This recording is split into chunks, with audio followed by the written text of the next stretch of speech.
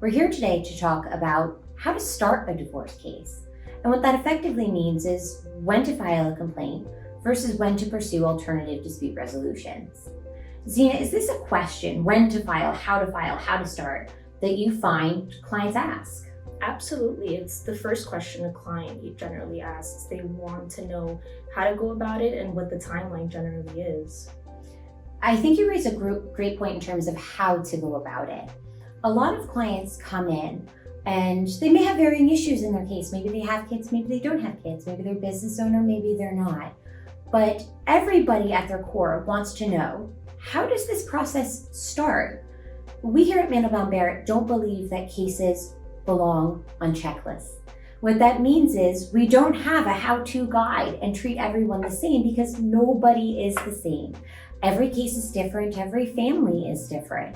So we necessarily have to evaluate the facts of your case and say, is there a reason to file a complaint for divorce? Are you seeking litigation? Are you seeking discovery? Do you have a recalcitrant spouse and you're worried about how to proceed?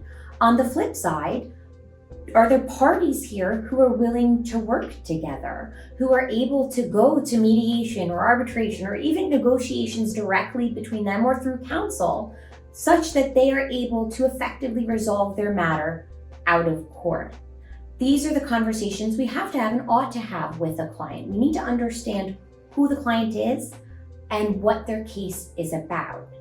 But there are also pros and cons to each aspect and each approach that are worth discussing. One of those things that you raised, Xena, was how long do certain things take?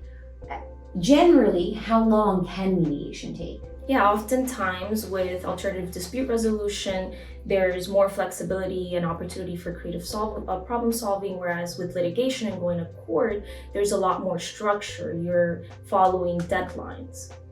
I think that's fair to say, and I also think that both parties have to buy into the mediation process if that's the route you're going to take.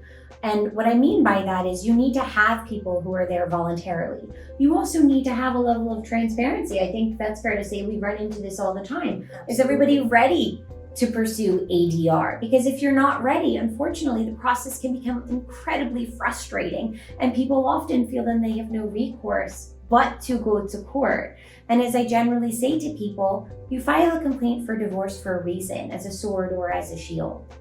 If you'd like to discuss this topic further with anyone at Mandelbaum Barrett, we'd be happy to do so. Again, no two cases are alike. Families are not alike.